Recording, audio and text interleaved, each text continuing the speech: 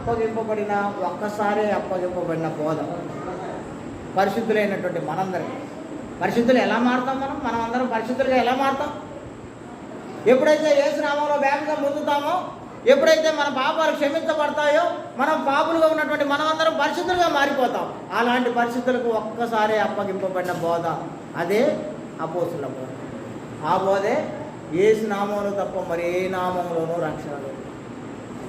యేసుక్రీస్తు నామం తప్ప మరి ఏ నామంలో భూమి మీద అందరికంటే అత్యధికమైనటువంటి నామం దేవుడు ఆయన ఇచ్చారు కనుక ఆ నామంలోనే రక్షణ, ఆ నామంలోనే మనకు పరలోకం, ఆ నామంలోనే నిత్య జీవం, ఆ నామంలోనే తీర్పు.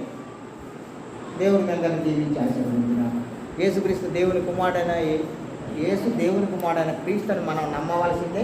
నమ్మి ఆయన నామంలోనే పరలోకం వెళ్ళవలసిందే. రండి అందరం కలిసి పరలోకం వెళ్ళిపోదాం. Thank you. మీ అందరికీ ప్రత్యేక వందనాలు తెలియజేస్తూ ముగిస్తాం.